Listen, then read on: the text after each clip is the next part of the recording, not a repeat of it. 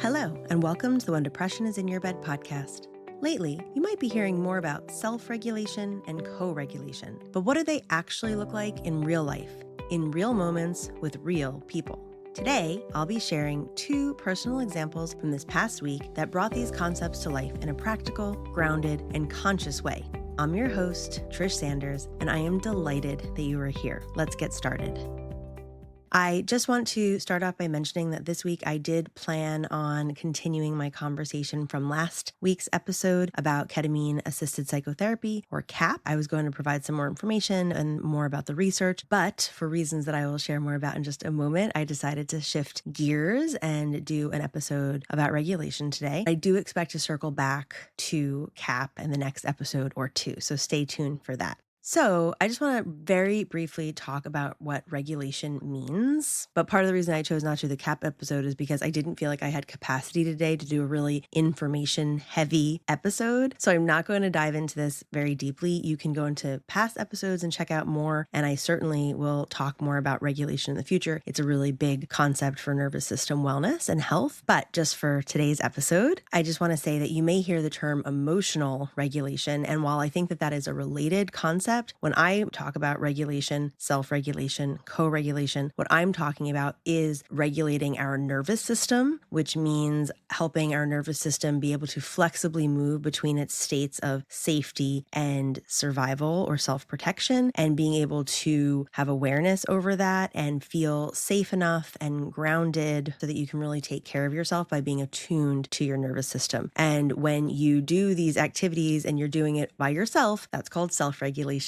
And when you do it with others, in the research, it's mammal nervous system to mammal nervous system, so human to human or human to dog or something like that. So for today's episode, that's all I'm going to say about regulation, but just to know that it really is, in my opinion, probably maybe the deepest form of self-care to really attune to your nervous system state and help you to feel better. But part of my approach and the perspective that I have grown over many years of being a very depressed person myself, I actually focus often on how to not feel worse. And that is often part of my regulation tools, whether that's with myself or working with others. And I'll talk more about that in just a moment. So this past week, I had three distinctly different situations that were completely unrelated that ended up having a collective pull on my resources. I won't go into them in great detail, but just to give you a little bit of an idea of what felt heavy or what used up some of my resources this week. So the first thing was this past week, I had a wonderful play date with my 6-year-old daughter and 4 of her friends. And for some people, this might be something that happens all the time, but for us, it is not. It is a growth edge for me to be having play dates at my house. For me and my ADHD brain, organizing and getting everything together and planning and time management and several other factors makes it something that feels a little bit hard to do sometimes, even though having play dates and giving my daughter that joyful, connected space is very much in alignment with my values. So it was a pretty big deal and I was really excited about it, as was my daughter, and it ended up being a fantastic time. And if that alone had happened, I don't think that it would have felt like a drain at all. It felt very nourishing. I was very grateful. It was a really joyful day. But I think that in the timeline of the week, that happened and was immediately followed by 2 other experiences that pulled on my resources in a different way. So the second situation was something that happened with my teen son. I will talk about that a little bit more towards the end of this episode because it actually involves a beautiful example of co-regulation, which again, I actually felt really grateful for that experience, even though it was heavy and challenging. But right on the tails of that experience, I had a conflict with my husband that I won't talk about in any detail today, as it's still going on and we're still in the process of repair, but I will probably very likely talk about it in the future at some point because I think it's a really good example of relationship rupture and repair. Hopefully it'll be a good example of repair. I think so. I think we're doing well. We're just not complete in that process. So the combination of all of these things happening in just a 3-day span ended up leaving me waking up feeling pretty depleted today. And I was able to check in with myself and realize that I couldn't do what I had planned to do today. And I really noticed that my nervous system was going into a self-protective shutdown kind of place, which is the dorsal state of our nervous system. Again, you can check out past episodes of mine to learn more about nervous system states, but that is the protective state of immobilization and being withdrawn and collapsed, being invisible. So I had a very strong urge to not get out of bed this morning, but I did because my kids had to get to school, and actually going outside was probably the first really positive positive experience. I mean, I probably did 100 little tiny things to get out the door this morning, but when I went outside, it was a beautiful fall day, very bright. And as soon as I felt the sun and the brightness outside, that was really regulating for me, which was really helpful. And it helped me feel a little more energized. But I think that before that, just really quick, and just in thinking about it, helping me get out the door, I was talking to myself very compassionately and I wasn't being too hard on myself. I made a very conscious effort to let my daughter know that I had kind of low capacity and I really wanted to work in really good cooperation with her today to get out the door. And we were a really good team. I didn't put it on her to make me feel better. I just let her know, like, hey, this is what I can bring to the table this morning. If we could work as a team, that would be awesome. And we did. And there were a lot of other probably little things if I thought about it. But anyhow, I realized by the time I came back home after dropping her off that even though I had a little bit more energy, I knew that I needed to consciously choose where I spent my energy today and where I conserved it. And I had planned on recording a podcast episode today. And I really wanted to do that because recording podcasts and staying committed to my weekly release feels important to me. And it's something that really feels nourishing and really feels in alignment with my personal goals and my professional goals. And it feels really good. Again, as an ADHD person, consistency is something that is often really a challenge for me. And my success of being able to release, this is the 43rd episode, the 43rd weekly episode, is something that really feels very validating and I feel really proud of, to be quite honest. So it felt important for me to release an episode this week. So I had to record today because I don't have time to record in the next couple of days. And I quickly realized that doing the CAP episode, which like I said before, was very information based and was about research and it was interesting to me, but it wasn't like a lot of my personal experience. It was more information that you could probably mostly Google with some of my spin on it or my interpretation or what it means to me, but it just didn't feel like I had capacity to do that kind of episode. So one of the things that is incredibly self-regulating for me, in addition to talking to myself with compassion, which I already mentioned, but it's so incredibly important because it is so easy to beat yourself up, especially when you go into a dorsal shutdown place. I've talked about depression goggles that can kind of come with being in a dorsal shutdown, and that can come with a lot of self-criticism. And I'm very conscious of that. And so I was like, hey, is this something that it feels like I have capacity to do today? If the answer was like, yeah, I think I can do that, then okay, this is something I'll spend energy on. But if the answer was like, I don't think so, or definitely not, I trusted my system to guide me to what I could do today. And so I was thinking about it in a very gentle way, like, okay, well, what kind of episode feels more accessible for me to record today? And the answer was very easy. I started thinking about a situation that I had with my son this past weekend. That was a really good example of co-regulation. And when I thought about that, which I will share in a few minutes, it was really clear that talking about this self-regulation experience today really paired well with that. And so here we are with today's episode. Some of the other things I did today to help me self-regulate was that I was very clear that today was a comfy clothes, no makeup, no jewelry day. And I don't wear particularly uncomfortable clothes really ever, but I do have, I guess, more comfy clothes. And today was definitely a more comfy clothes kind of day. And something else that I did that was also really self-regulating, which if you don't know about either IFS, which is internal family systems, or inner child work, if you're not familiar with those things, this might not make so much sense to you. Maybe you'll connect with it. I'll see. I'm not going to go into IFS or inner child work in any detail. I'm just going to say that I have been very actively working with my inner child. I call her little Trish for several months and being attuned to my inner child experience and thinking about how my experiences this weekend that I had mentioned earlier were impacting that part of me were really important. And again, I'm not going to talk more about that today, but just to say that being really deeply attuned to not only my adult needs, I would say, but also a deeper, younger part of me. And those needs that were clearly coming up was really helpful in self-regulation because I was able to make choices that were truly aligned with all of my needs. And I was able to really validate all of the different feelings that were coming up in me. So those were all really helpful and allowed me to get here today to record an episode.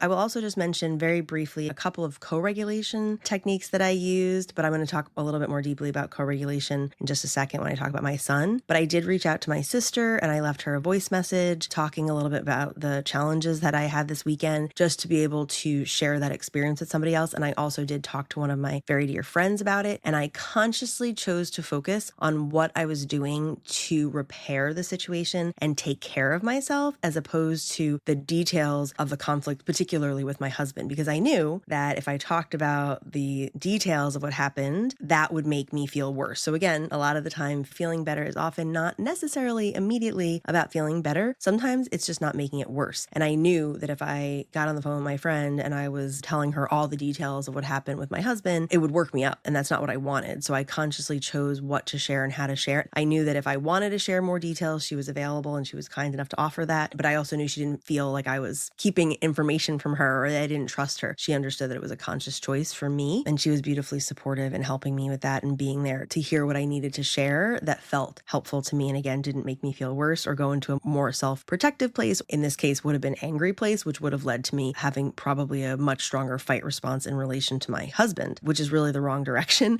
in this particular case, because getting more angry and more defensive and more on attack mode would not help me make repair with him. So just briefly, a couple of co-regulation things I did for myself today as well. So moving on to my son, I just want to say he's 14 and I did ask for his consent before making this episode today. And I told him very clearly that I was not going to share any details of what he was going through, just to say that he was experiencing, I would say, a pretty human experience, also probably a very adolescent experience, a lot of emotions, things that we go through, again, as human beings with our self-concept, with relationship challenges, and just what we need to learn along the way. And sometimes things are hard. And he was in a dorsal shutdown place. Again, I'm very familiar with that as someone who has been depressed for so much of my life. And he was definitely struggling in a moment of collapse. And I will also add here, we were actually laying in his bed, or he was laying in his bed and I was sitting on the edge at first and eventually was laying next to him as part of the co-regulation. But it occurred to me that my podcast title, and I've talked about this before, is When Depression is in Your Bed. And that could elicit thoughts of how depression impacts a couple's sexual relationship, because of course you think about in bed, what that could mean. And that's definitely a part of it. But also part of the reason I chose that title is because when depression is in your bed, it's a very intimate experience. And the relationship that you have either with yourself in your bed or your partner or your children, it's all very intimate relationships. And it doesn't necessarily have to do anything with the impact of depression on sex or anything like that. When depression is in your bed can look a lot of different ways. Again, without going into the specifics of what was happening for him, I noticed in myself, which is very, very typical as a parent and also as a partner, that when you're with another nervous system that is going into dorsal shutdown, going into withdraw, collapse, avoid, there is often a very strong urge, and there was a very strong urge in me to jump into that dorsal hole with him, but pull him out. That's a sympathetic response. That's actually like a fight response, a fix-it response, a help response. That is something I've talked about in other episodes, and I'm sure we'll talk about in the future. But I noticed in me that I was really trying to help and fix. And I'm a relationship expert, right? So I know a lot about relationships. I know a lot about the dorsal experience. I had a wealth of knowledge that I could share with him. I very quickly saw that my words were landing as cues of danger a lot of the time for him, meaning that they were not being helpful. They were actually making things worse. And really, at best, most of the time, they were landing in sort of a more neutral way where they weren't helping. They didn't seem to be making things worse either, but they definitely weren't moving things in the direction that I wanted. So I took pause and I noticed where my system was. And I was like, oh yeah, I'm in sympathetic fix-it response. This is not helping. Let me take a moment. I know what I can do. I can work on co-regulation. And co-regulation can really focus on interoception, which is the non-verbal below consciousness communication between nervous systems. So I trusted that I didn't need my words to communicate the message I wanted to communicate to my son. The message that I wanted to communicate to my son was that he was safe. And so the best way to communicate that is for me to make sure that my nervous system felt safe. So I laid on the bed next to him and I told him, I said, I'm not going to talk. I'm just going to lay here and do some breath work. I have been doing something called breath, body, mind breath work. I'm actually going to be trained on it in the new year. And I have a little 20-minute recording of scales that I breathe along with. And so I just put the scales on and I did 20 minutes of breathing next to him. And then when I was done, I shut it off. And I actually don't remember exactly who said what first, but he very quickly was like, oh, I think I want to get up and play some video games, which for him is self-regulation. Certainly it could be avoidance, but in this case, it definitely was a movement towards coming up on the nervous system ladder. Again, you can check out previous episodes, but the dorsal experience is at the bottom of the ladder. Sympathetic is a few rungs up,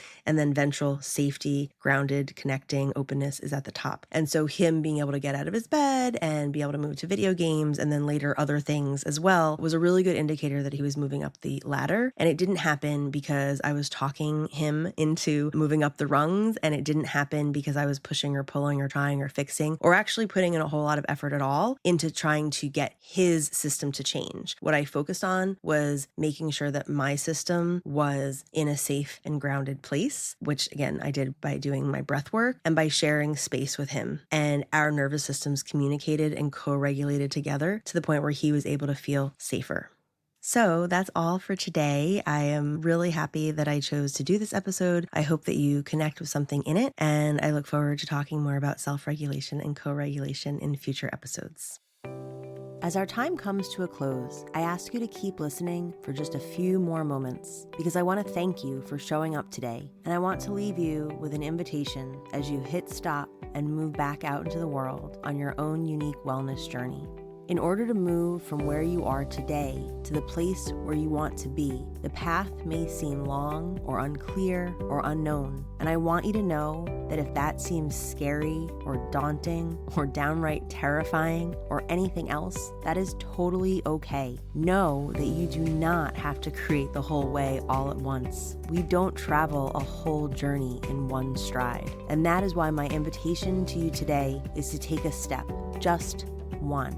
Any type, any size, in any direction. It can be an external step that can be observed or measured, or it could be a step you visualize taking in your mind. It can be a step towards action or towards rest or connection or self-care or whatever step makes sense to you.